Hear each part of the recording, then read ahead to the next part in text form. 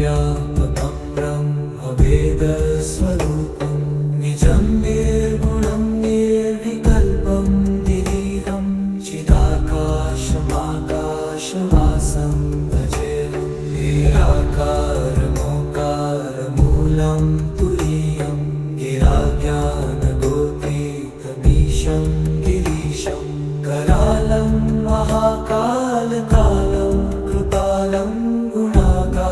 संसारपारं नतोऽहं तुषाराद्रिसङ्काशगौरं गभीरं मनोभूतकोटिप्रभाश्री शरीरं वरनो स्फुरन्मौलिं कल्लोलिनी चारुगङ्गालसभालबालेन्दुकण्ठे भुजङ्गा जलकुण्डलं तु सुनेत्रं विशालं प्रसन्नाननं नीलकण्ठं दयालं मृगाधीश चरमाम्बरं मुण्डमालं प्रियं शङ्करं सर्वनाथं भजामि प्रचण्डं प्रकृष्टं प्रगल्भं परेशम् अखण्डम् अजभानुकोटिप्रकाशम् शूलनिर्मूलनं शूलपाणिं भजेऽहं भवानीपतिं भावगम्यम्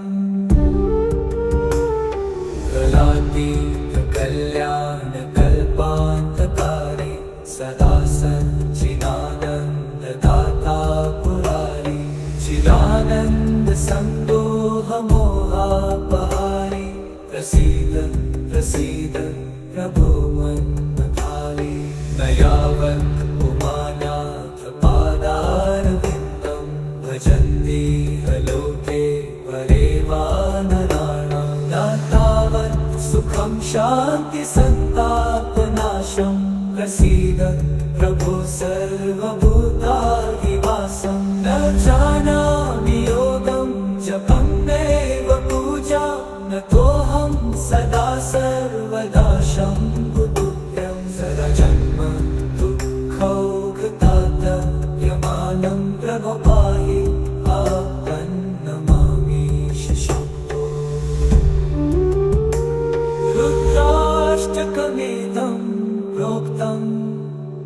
विप्रेण हरतोषे ये पठन्ति नरा भक्त्या तेषां शम्भु प्रसीदति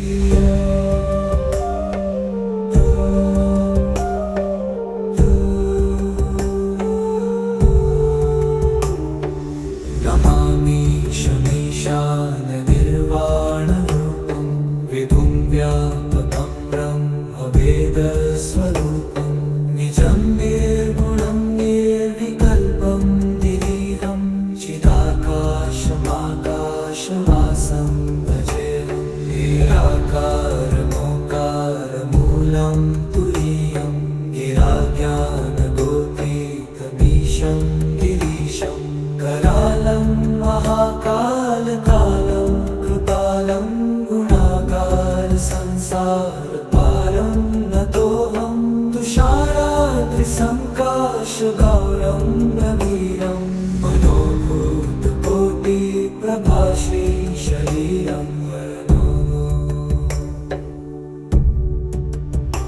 स्फुरन्मौलिं कल्लोलिनी चारुगङ्गालसभालबालेन्दुकण्ठे भुजङ्गा जलकुण्डलं तु सुनेत्रं विशालं प्रसन्नाननं नीलकण्ठं दयालं मृगाधीश चरमाम्बरं मुण्डमालं प्रियं शङ्करं सर्वनाथं भजामि प्रचण्डं प्रकृष्टं प्रगल्भं परेशम् अखण्डम् अजभानुकोटिप्रकाशम् शूलनिर्मूलनं शूलपाणिं भजेऽहं भवानीपतिं भावगम्यम् कलातीतकल्याणकल्पान्त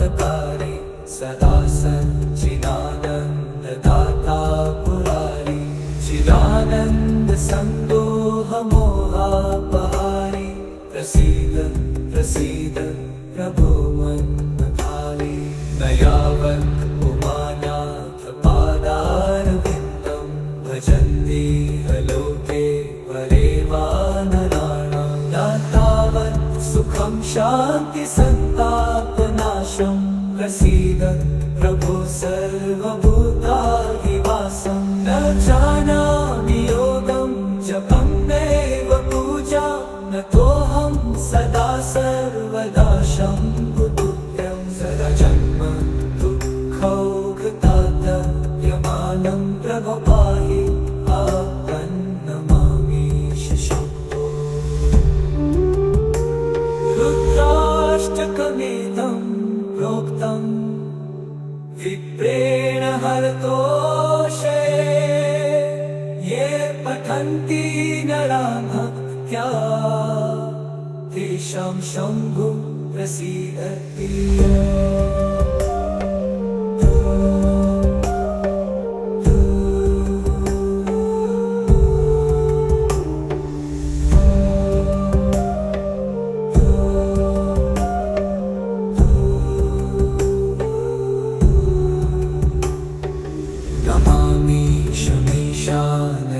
निर्वाणरूपं विभुं व्यापकं ब्रह्मभेदस्वरूपं निजं निर्गुणं निर्विकल्पं निरीहं चिदाकाशमाकाशवासं भजेऽहं निराकारमोकारमूलं तुरीयं गिराज्ञानगोतीतमीशं गिरीशं करालं महाकालकालं कृपालं गुणागार संसारपारं नतोऽहं तुषाराद्रिसङ्काशगौरं गभीरं मनोभूतकोटिप्रभाश्री शरीरं स्फुरन्मौलिं कल्लोलिनी चारुगङ्गालसभालबालेन्दुकण्ठे भुजङ्गा जलकुण्डलं सुनेत्रं विशालं प्रसन्नाननं नीलकण्ठं दयालं मृगधीश चरमाम्बरं मुण्डमालं प्रियं शङ्करं सर्वनाथं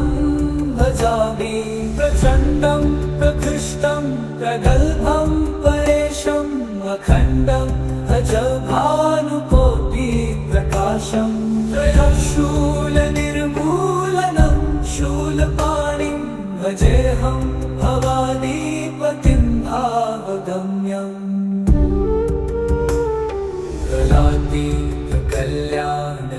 कलातीतकल्याणकल्पान्तकारी सदा सच्चिदानन्ददाता पुरारी चिदानन्दसन्दोहमोहापहारी प्रसीद प्रसीद प्रभो मन्मथारी न यावत् उमानाथ पादारविन्दं भजन्ति लोके परे वा नराणां न तावत् सुखं शान्ति सन्तापनाशं प्रसीद प्रभो सर्वभूताधिवासं न जानामि योगं जपं नैव पूजा नतोऽहं सदा सर्वदा शम्भुतुभ्यं सदा जन्म दुःखौघतातप्यमानं प्रभो पाहि नमामीश शम्भो रुद्राष्टकमेतं प्रोक्तं विप्रेण हरतोषे ये पठन्ति नराः भक्त्या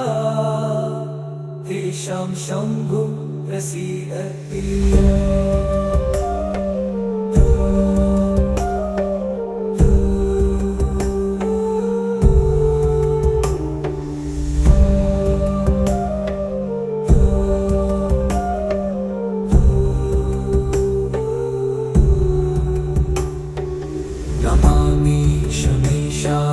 निर्वाणरूपं विभुं व्यापकं ब्रह्मभेदस्वरूपं निजं निर्गुणं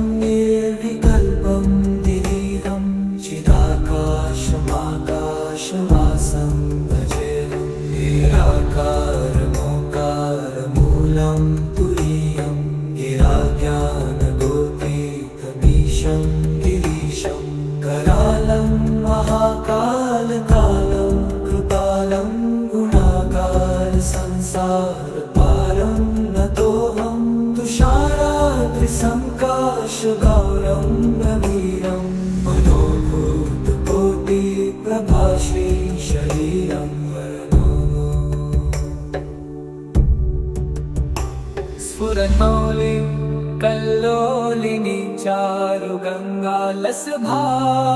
बालेन्दुकण्ठे भुजङ्गा चलत्कुण्डलं तु सुनेत्रं विशालं प्रसन्नाननं नीलकण्ठं दयालं मृगाधीश चर्माम्बरं मुण्डमालं प्रियं शङ्करं सर्वनाथं भजामि प्रचण्डं प्रकृष्टं प्रगल्भं परेशम् अखण्डम् अजभानुकोटिप्रकाशं त्रयशूलनिर्मूलनं शूलपाणिं भजेऽहं भवानीपतिं भावगम्यम्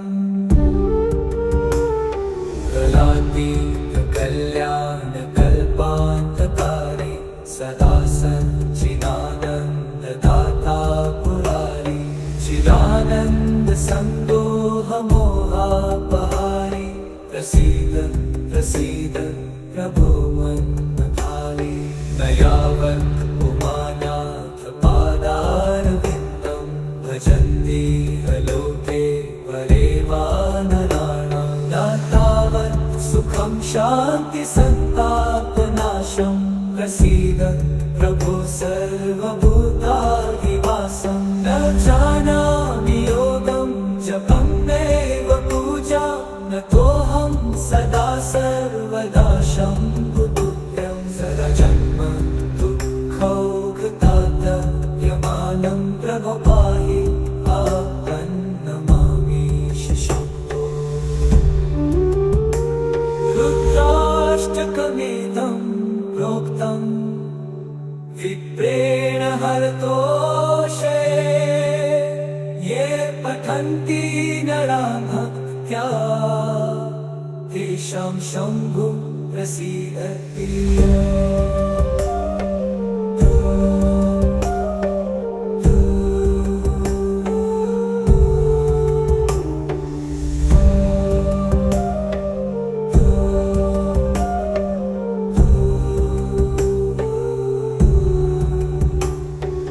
नमामि शमीशाननिर्वाणरूपं विधुं व्यापकं ब्रह्मवेदस्वरूपं निजं निर्गुणं निर्विकल्पं निरीहं चिदाकाशमाकाशवासं भजेऽहं निराकारमोकारमूलं तुरीयं गिराज्ञानगोतीतमीशं गिरीशं करालं महाकालकालं कृपालं गुणाकार संसारपारं नतोऽहं तुषाराद्रिसङ्काशगौरं रवीरं मनोभूतकोटिप्रभाश्री शरीरं वरनो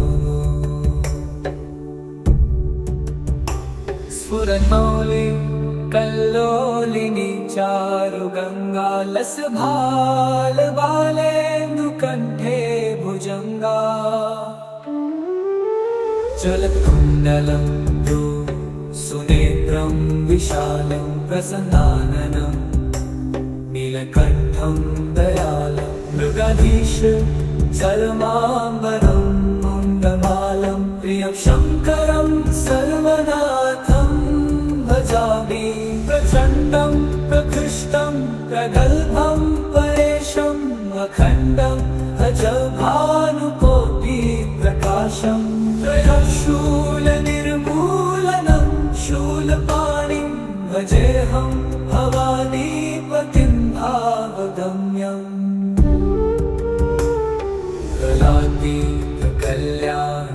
कलातीतकल्याणकल्पान्तकारी सदा सच्चिदानन्ददाता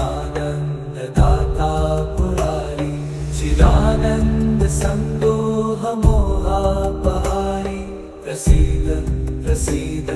प्रभो मन्मथारी न यावत् उमानाथपादारविन्दं भजन्ति लोके परे वा नराणां न तावत् सुखं शान्ति सन्तापनाशं प्रसीद प्रभो सर्वभूताधिवासं न जानामि योगं जपं नैव पूजा नतोऽहं सदा सर्वदा शम्भुतुभ्यं सदा जन्म दुःखौघतातयमानं प्रभो पाहि नमामीश शम्भो। रुद्राष्टकमेतं प्रोक्तं विप्रेण हरतोषे ये पठन्ति नरा भक्त्या तेषां शम्भुः प्रसीदति।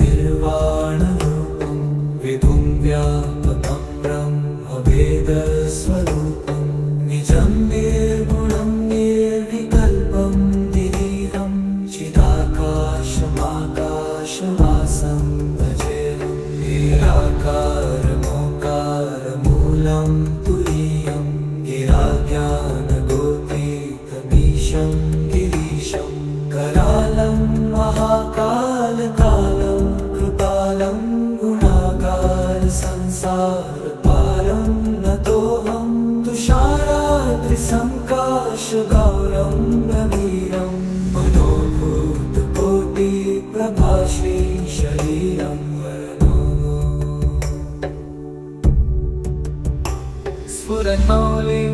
कल्लोलिनी चारुगङ्गा लसभालबालेन्दुकण्ठे भुजङ्गा जलकुण्डलं तु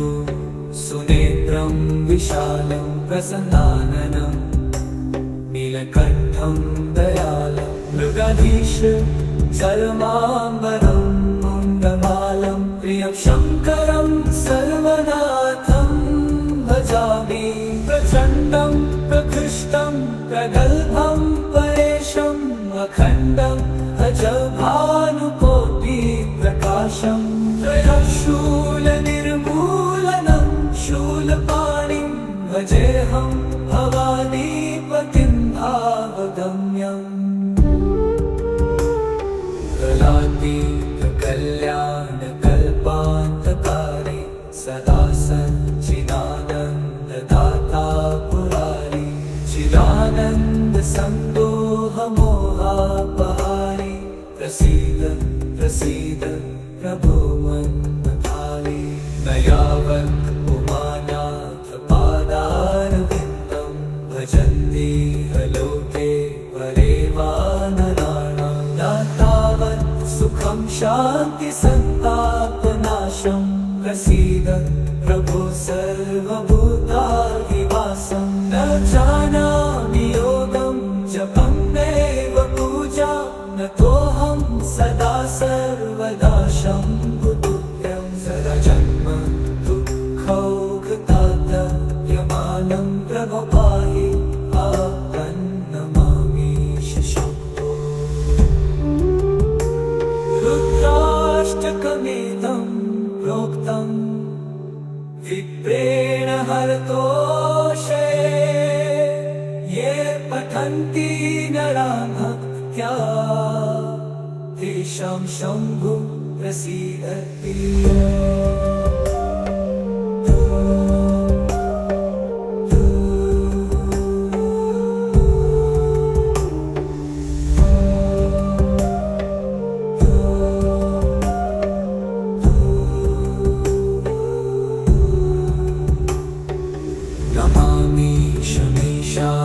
निर्वाणरूपं विधुं व्यापकं ब्रह्मवेदस्वरूपं निजं निर्गुणं निर्विकल्पं निरीहं चिदाकाशमाकाशवासं भजेऽहं। निराकारमोकारमूलं तुरीयं गिराज्ञानगोतीतमीशं गिरीशं करालं महाकालकालं कृपालं गुणागार संसारपारं नतोऽहं तुषाराद्रिसङ्काशगौरं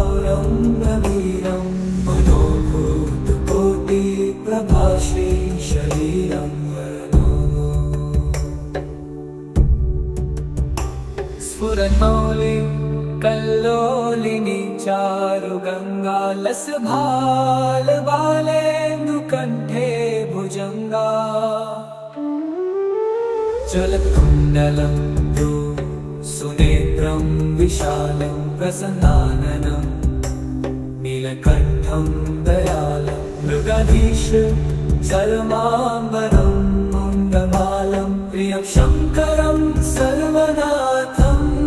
भजामि प्रचण्डं प्रकृष्टं प्रगल्भं परेशम् अखण्डम् अजभानुकोटिप्रकाशं त्रयशूलनिर्मूलनं शूलपाणिं भजेऽहं भवानीपतिं भावगम्यम्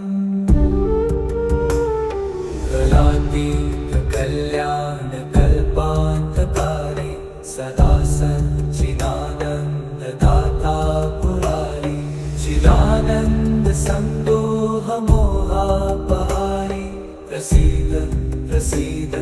प्रभो मन्मथाली न यावत् उमानाथ पादारविन्दं भजन्ति लोके परे वा नराणां न तावत् सुखं शान्ति सन्तापनाशं प्रसीद प्रभो सर्वभूताधिवासं न जानामि योगं जपं नैव पूजा नतोऽहं सदा सर्वदा शम्भुतुभ्यं सदा जन्म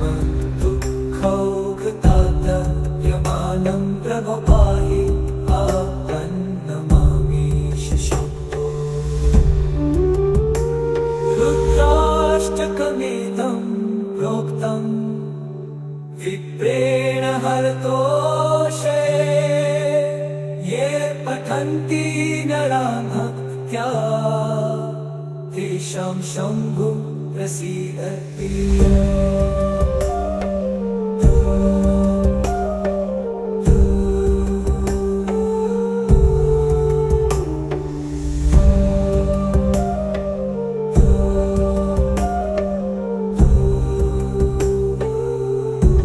नमामि शमीशाननिर्वाणरूपं विभुं व्यापकं ब्रह्मवेदस्वरूपं निजं निर्गुणं निर्विकल्पं निरीहं चिदाकाशमाकाशवासं भजेऽहं निराकारमोकारमूलं तुरीयं गिराज्ञानगोतीतमीशं गिरीशं करालं महाकालकालं कृपालं गुणागार संसारपारं नतोऽहं तुषाराद्रिसङ्काशगौरं रवीरं मनोभूतकोटिप्रभाश्री शरीरं वरनो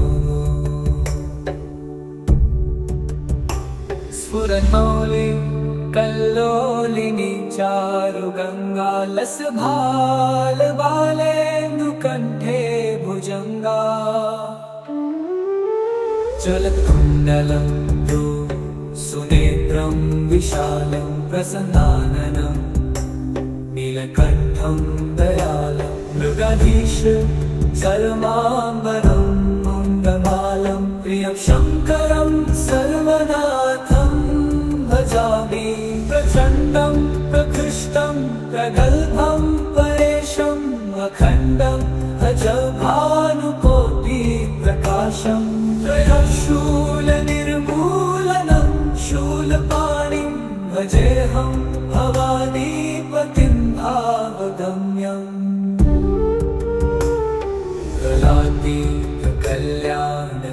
कलातीतकल्याणकल्पान्तकारी सदा सच्चिदानन्ददाता पुरारी चिदानन्दसन्दोहमोहापहारी प्रसीद प्रसीद प्रभो मन्मथाली न यावत् उमानाथ पादारविन्दं भजन्ति लोके परे वा नराणां न तावत् सुखं शान्ति सन्तापनाशं प्रसीद प्रभु सर्वभूताधिवासं न जानामि योगं जपं नैव पूजा न तोऽहं सदा सर्वदा शम्भुतुभ्यं सदा जन्म दुःखौघतातप्यमानं प्रभो पाहि आपन्नमामीश शम्भो रुद्राष्टकमेतं प्रोक्तं विप्रेण हरतोषे ये पठन्ति नरा भक्त्या तेषां शम्भुः प्रसीदति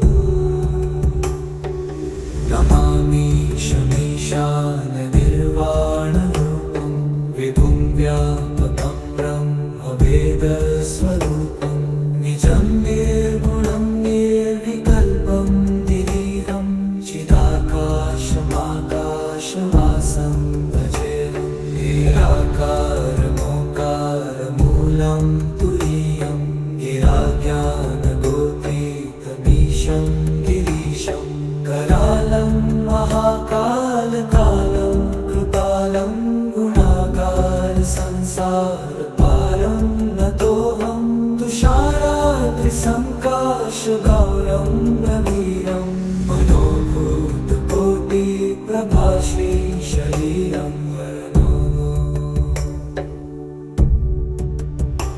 स्फुरन्मौलिं कल्लोलिनी चारुगङ्गालसभालबालेन्दुकण्ठे भुजङ्गा जलकुण्डलं सुनेत्रं विशालं प्रसन्नाननं नीलकण्ठं दयालं मृगधीश चर्माम्बरं मुण्डमालं प्रियं शङ्करं सर्वनाथं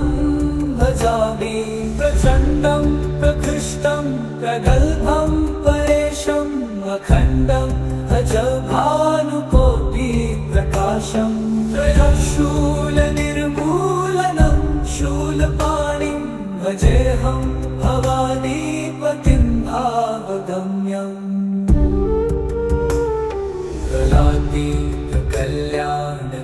कलातीतकल्याणकल्पान्तकारी सदा सच्चिदानन्ददाता पुरारी चिदानन्दसन्दोहमोहापहारी प्रसीद प्रसीद प्रभो मन्मथारी न यावत् उमानाथ पादारविन्दं भजन्ति लोके वरे वा नराणां न तावत् सुखं शान्ति सन्तापनाशं प्रसीद प्रभो सर्वभूताधिवासं न जानामि योगं जपं नैव पूजा न तोऽहं सदा सर्वदा शम्भुतुभ्यं सदा जन्म दुःखौघतातप्यमानं प्रभो पाहि आपन्नमामीश शम्भो रुद्राष्टकमेतं प्रोक्तं विप्रेण हरतोषे ये पठन्ति नरा भक्त्या तेषां शम्भुः प्रसीदति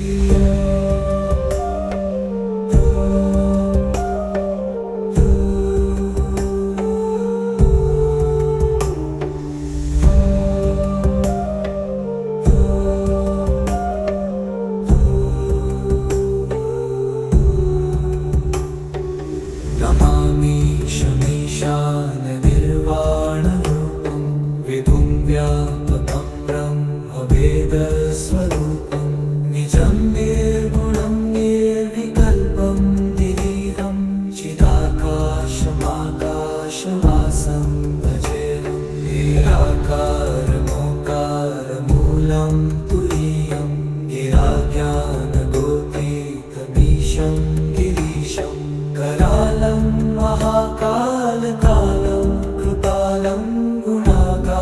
संसार पारं नतोऽहं तुषाराद्रिसङ्काशगौरं गभीरं मनोभूतकोटिप्रभाश्री शरीरं स्फुरन्मौलिं कल्लोलिनी चारुगङ्गालसभालबालेन्दुकण्ठे भुजङ्गा चलत्कुण्डलं तु सुनेत्रं विशालं प्रसन्नाननं नीलकण्ठं दयालं मृगधीश चरमाम्बरं मुण्डमालं प्रियं शङ्करं सर्वनाथं भजामि प्रचण्डं प्रकृष्टं प्रगल्भं परेशम् अखण्डम् अजभानुकोटिप्रकाशं त्रयशूलनिर्मूलनं शूलपाणिं भजेऽहं भवानीपतिं भावगम्यम्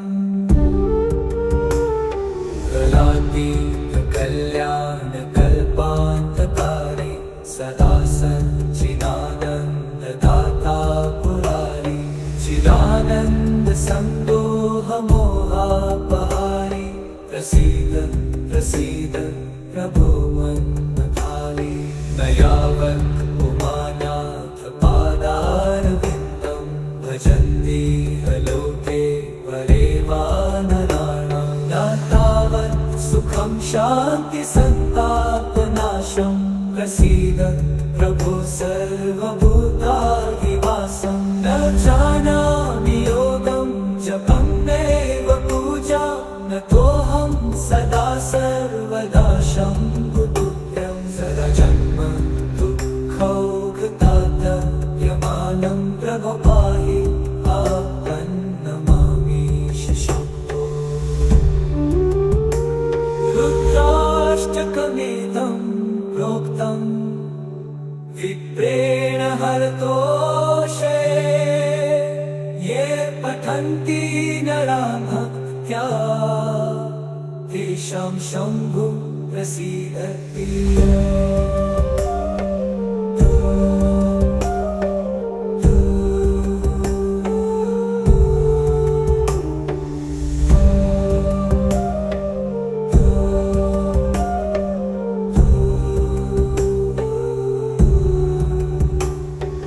नमामि शमीशाननिर्वाणरूपं विभुं व्यापकं ब्रह्मभेदस्वरूपं निजं निर्गुणं निर्विकल्पं निरीहं चिदाकाशमाकाशवासं भजेऽहं निराकारमोकारमूलं तुरीयं गिराज्ञानगोपीतमीशं गिरीशं करालं महाकालकालं कृपालं गुणागार संसारपारं नतोऽहं तुषाराद्रिसङ्काशगौरं गभीरं मनोभूतकोटिप्रभाश्री शरीरं स्फुरन्मौलिं कल्लोलिनी चारुगङ्गालसभालबालेन्दुकण्ठे भुजङ्गा चलत्कुण्डलं तु सुनेत्रं विशालं प्रसन्नाननं नीलकण्ठं दयालं मृगधीश चरमाम्बरं मुण्डमालं प्रियं शङ्करं सर्वनाथं भजामि प्रचण्डं प्रकृष्टं प्रगल्भं परेशम् अखण्डम् अजभानुकोटिप्रकाशं त्रयशूलनिर्मूलनं शूलपाणिं भजेऽहं भवानीपतिं भावगम्यम्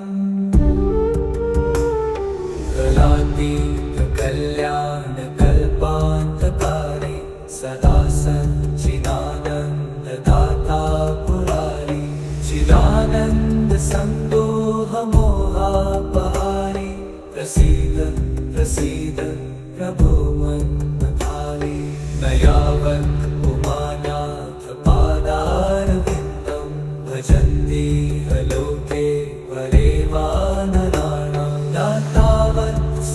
शान्ति सन्तापनाशं प्रसीद प्रभो सर्वभूताधिवासं न जानामि योगं जपं नैव पूजा न तोऽहं सदा सर्वदा शम्भुतुभ्यं सदा जन्म दुःखौघतातयमानं प्रभो पाहि नमामीश शम्भो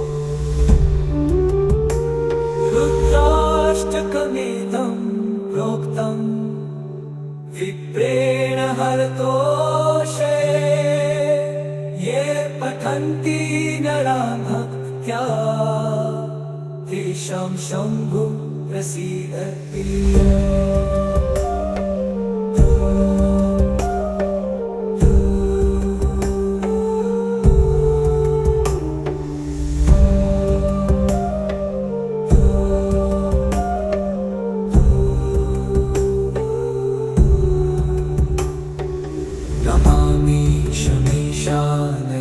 निर्वाणरूपं विधुं व्यापकं ब्रह्मवेदस्वरूपं निजं निर्गुणं निर्विकल्पं निरीहं चिदाकाशमाकाशवासं भजेऽहं निराकारमोकारमूलं तुरीयं गिराज्ञानगोपीतमीशं गिरीशं करालं महाकालकालं कृपालं गुणागार संसारपारं नतोऽहं तुषाराद्रिसङ्काशगौरं गभीरं मनोभूतकोटिप्रभाश्री शरीरं वरनो स्फुरन्मौलिं कल्लोलिनी चारुगङ्गालसभालबालेन्दुकण्ठे भुजङ्गा जलकुण्डलं तु सुनेत्रं विशालं प्रसन्नाननं नीलकण्ठं दयालं मृगधीश चर्माम्बरं मुण्डमालं प्रियं शङ्करं सर्वनाथं भजामि प्रचण्डं प्रकृष्टं प्रगल्भं परेशम् अखण्डम् अजभानुकोटिप्रकाशं त्रयशूलनिर्मूलनं शूलपाणिं भजेऽहं भवानीपतिं भावगम्यम्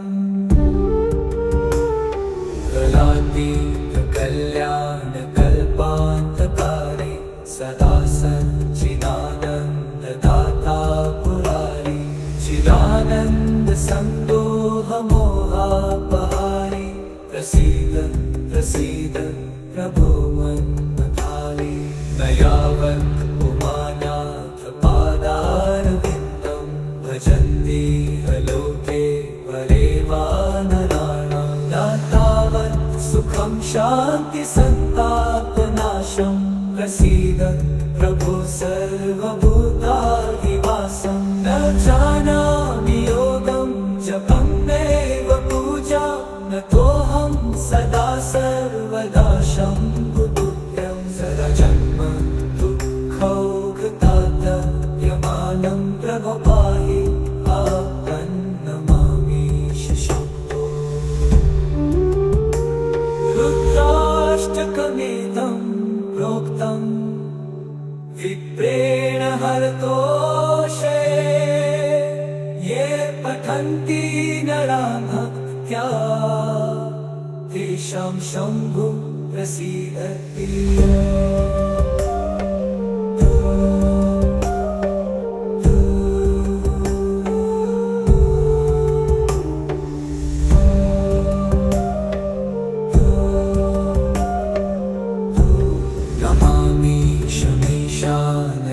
निर्वाणरूपं विधुं व्यापकं ब्रह्मवेदस्वरूपं निजं निर्गुणं निर्विकल्पं निरीहं चिदाकाशमाकाशवासं भजेऽहं निराकारमोकारमूलं तुरीयं गिराज्ञानगोपीतमीशं गिरीशं करालं महाकालकालं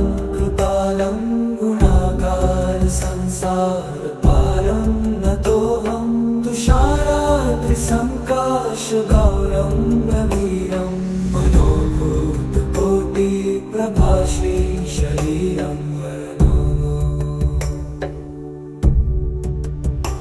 स्फुरन्मौलिं कल्लोलिनी चारुगङ्गालसभालबालेन्दुकण्ठे भुजङ्गा चलत्कुण्डलं तु सुनेत्रं विशालं प्रसन्नाननं नीलकण्ठं दयालं मृगाधीश चर्माम्बरं मुण्डमालं प्रियं शङ्करं सर्वनाथं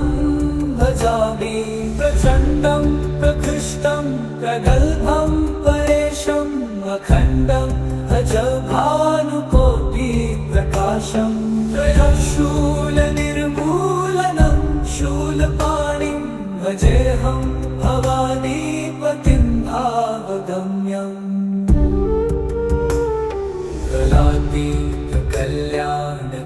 कलातीतकल्याणकल्पान्तकारि सदा सच्चिदानन्ददाता पुरारि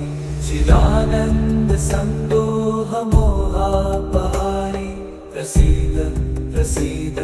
प्रभो मन्मथारि न यावत् उमानाथपादारविन्दं भजन्ति लोके वरे वा नराणां न तावत् सुखं शान्तिसन्तापनाशं प्रसीद प्रभो सर्वभूताधिवासं न जानामि योगं जपं नैव पूजा नतोऽहं सदा सर्वदा शम्भुतुभ्यं सदा जन्म दुःखौघतातप्यमानं प्रभो पाहि आपन्नमामि शिशुभो रुद्राष्टकमिदं प्रोक्तं विप्रेण हरतोषे ये पठन्ति नरा भक्त्या तेषां शम्भु प्रसीदति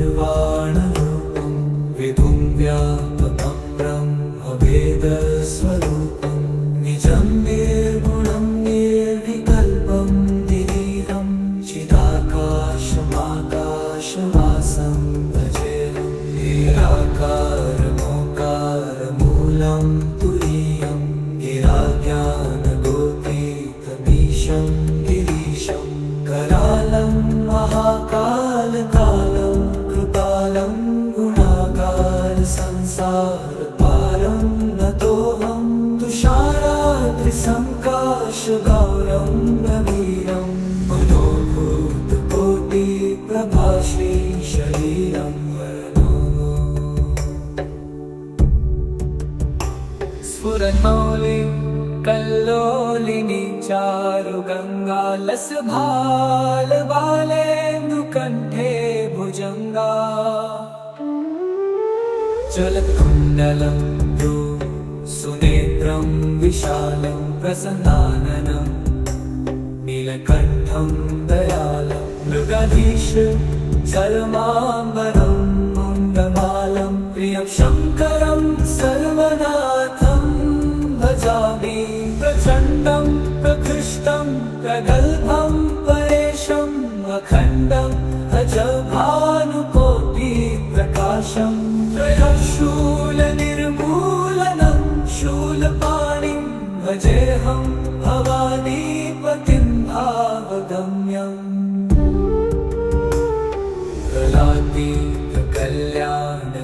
कलातीतकल्याणकल्पान्तकारि सदा सच्चिदानन्ददाता पुरारि चिदानन्दसन्दोहमोहापहारि प्रसीद प्रसीद प्रभो मन्मथारि न यावत् उमानाथपादारविन्दं भजन्ति लोके वरे वा नराणां न तावत् सुखं शान्ति सन्तापनाशं प्रसीद प्रभो सर्वभूताधिवासं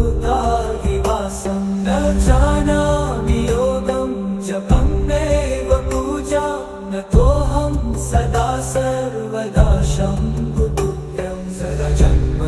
दुःखौघतातप्यमानं प्रभो पाहि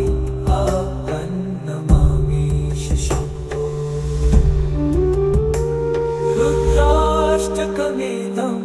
प्रोक्तं विप्रेण हरतोषे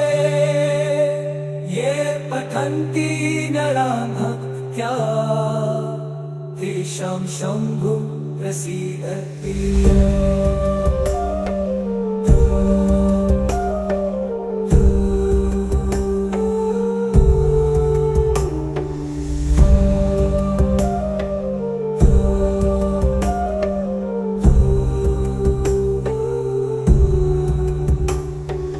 नमामि शमीशाननिर्वाणरूपं विभुं व्यापकं ब्रह्मवेदस्वरूपं निजं निर्गुणं निर्विकल्पं निरीहं चिदाकाशमाकाशवासं भजेऽहं निराकारमोकारमूलं तुरीयं गिराज्ञानगोतीतमीशं गिरीशं करालं महाकालकालं कृपालं गुणागार संसारपारं नतोऽहं तुषाराद्रिसङ्काशगौरं गभीरं मनोभूतकोटिप्रभाश्री शरीरं वरनो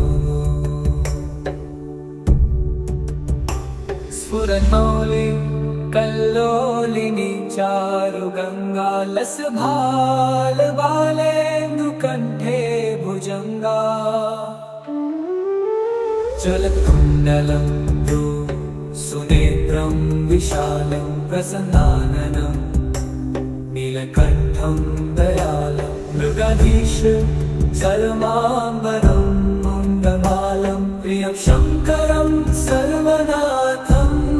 भजामि प्रचण्डं प्रकृष्टं प्रगल्भं परेशम् अखण्डम् अजभानुकोटिप्रकाशं त्रयशूलनिर्मूलनं शूलपाणिं भजेऽहं भवानीपतिं भावगम्यम्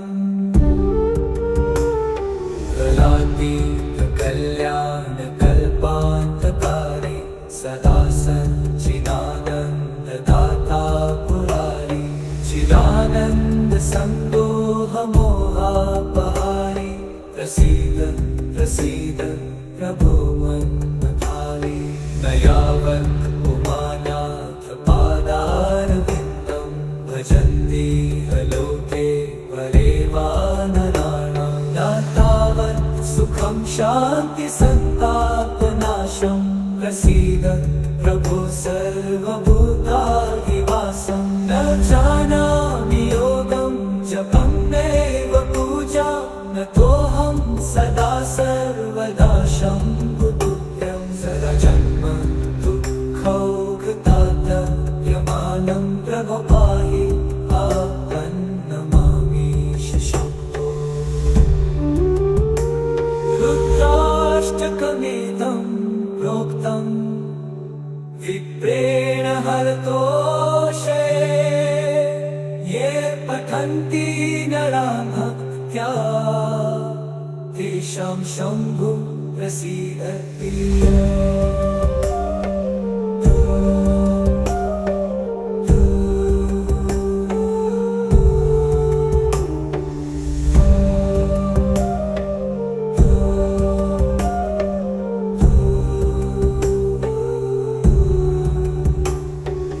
नमामि शमीशाननिर्वाणरूपं विभुं व्यापकं ब्रह्मवेदस्वरूपं निजं निर्गुणं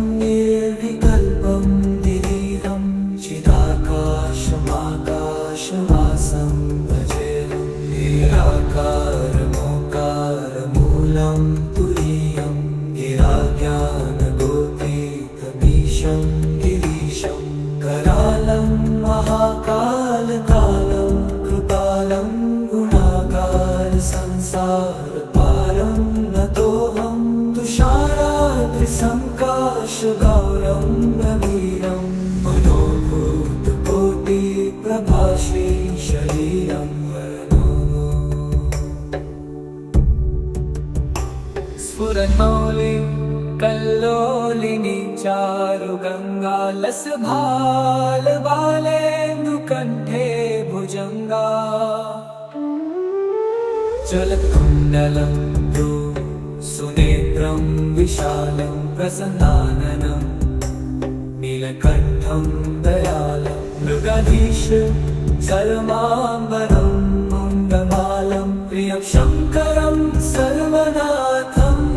भजामि प्रचण्डं प्रकृष्टं प्रगल्भं परेशम् अखण्डम् अजभानुकोटिप्रकाशं त्रयशूलनिर्मूलनं शूलपाणिं भजेऽहं भवानीपतिं भावगम्यम्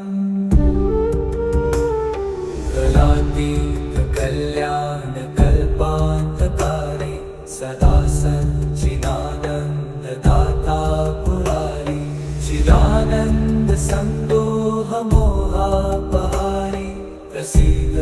प्रसीद प्रभो मन्मथारि न यावत् उमानाथ पादारविन्दं भजन्ति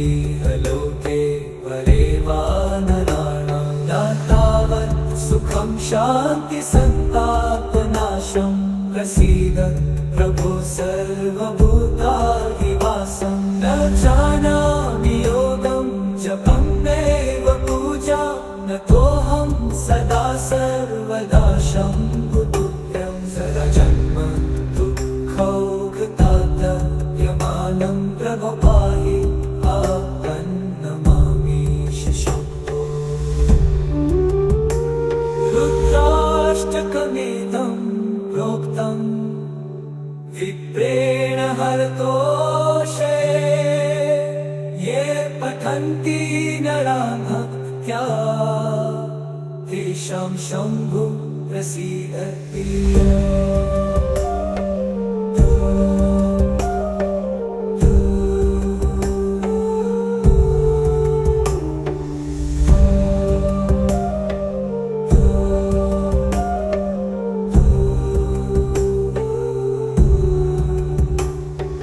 नमामि शमीशाननिर्वाणरूपं विभुं व्यापकं ब्रह्मवेदस्वरूपं निजं निर्गुणं निर्विकल्पं निरीहं चिदाकाशमाकाशवासं भजेऽहं निराकारमोकारमूलं तुरीयं गिराज्ञानगोतीतमीशं गिरीशं करालं महाकालकालं कृपालं गुणागार संसारपारं नतोऽहं तुषाराद्रिसङ्काशगौरं नवीनं मनोभूतकोटिप्रभाश्री शरीरं स्फुरन्मौलिं कल्लोलिनी चारुगङ्गालसभालबालेन्दुकण्ठे भुजङ्गा जलकुण्डलं तु सुनेत्रं विशालं प्रसन्नाननं नीलकण्ठं दयालं मृगाधीश चर्माम्बरं मुण्डमालं प्रियं शङ्करं सर्वनाथं भजामि प्रचण्डं प्रकृष्टं प्रगल्भं परेशम् अखण्डम् अजभानुकोटिप्रकाशं त्रयशूलनिर्मूलनं शूलपाणिं भजेऽहं भवानीपतिं भावगम्यम्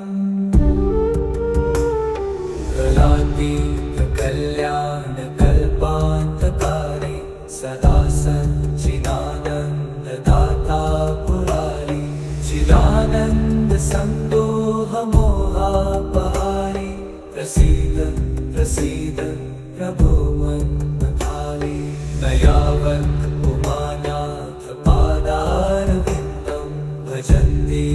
लोके परे वा नराणां न तावत् सुखं शान्ति सन्तापनाशं प्रसीद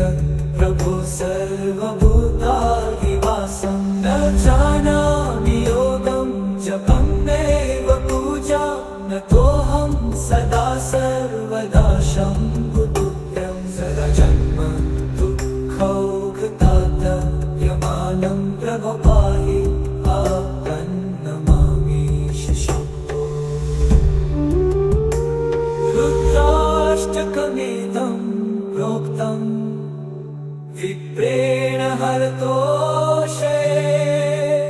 ये पठन्ति नराः भक्त्या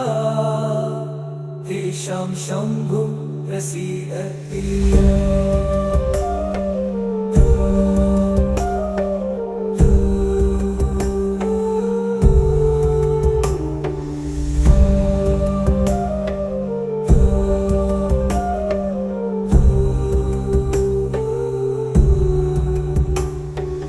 नमामि शमीशाननिर्वाणरूपं विभुं व्यापकं ब्रह्मवेदस्वरूपं निजं निर्गुणं निर्विकल्पं निरीहं चिदाकाशमाकाशवासं भजेऽहं निराकारमोकारमूलं तुरीयं गिराज्ञानगोपीतमीशं गिरीशं करालं महाकालकालं कृपालं गुणागार संसारपारं नतोऽहं तुषाराद्रिसङ्काशगौरं गभीरं मनोभूतकोटिप्रभाश्री शरीरं वरनो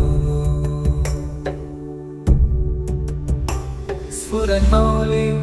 कल्लोलिनी चारुगङ्गालसभालबालेन्दुकण्ठे भुजङ्गा चलत्कुण्डलं सुनेत्रं विशालं प्रसन्नाननं नीलकण्ठं दयालं मृगधीश चरमाम्बरं मुण्डमालं प्रियं शङ्करं सर्वनाथं भजामि प्रचण्डं प्रकृष्टं प्रगल्भं परेशम् अखण्डम् अजभानुकोटिप्रकाशं त्रयशूलनिर्मूलनं शूलपाणिं भजेऽहं भवानीपतिं भावगम्यम्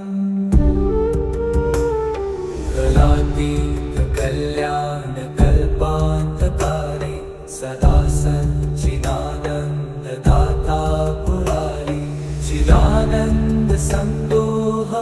चिदानन्दसन्दोहमोहापहारि प्रसीद प्रसीद प्रभो मन्मथाली न यावत् उमानाथ पादारविन्दं भजन्ति लोके परे वा नराणां न तावत् सुखं शान्ति सन्तापनाशं प्रसीद प्रभो सर्वभूताधिवासं न जानामि योगं जपं नैव पूजा न तोऽहं सदा सर्वदा शम्भुतुभ्यं सदा जन्म दुःखौघतातयमानं प्रभो पाहि आपन्नमामि शम्भो रुद्राष्टकमिदं प्रोक्तं विप्रेण हरतोषे ये पठन्ति नराः भक्त्या तेषां शम्भुः प्रसीदति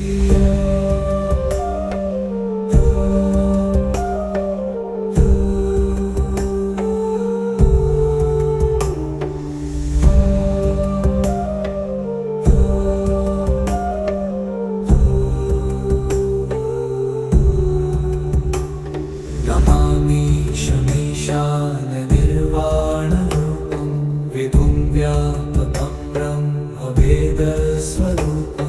निजं निर्गुणं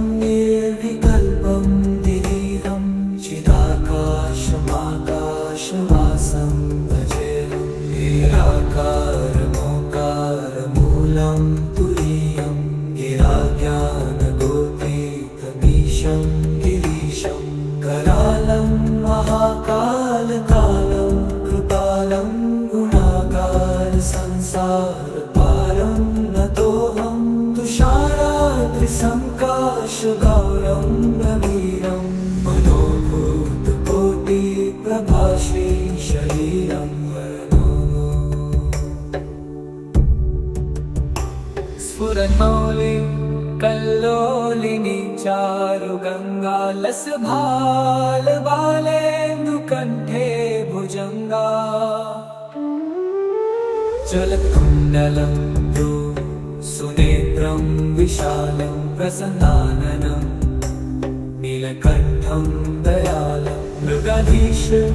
सर्वाम्बरं मुण्डमालं प्रियं शङ्करं सर्वनाथं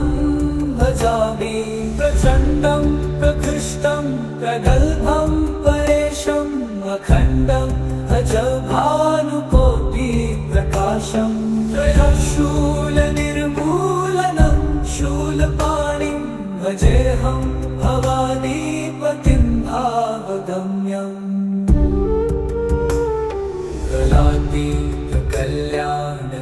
कलातीतकल्याणकल्पान्तकारी सदा सच्चिदानन्ददाता पुरारी चिदानन्दसन्दोहमोहापहारी प्रसीद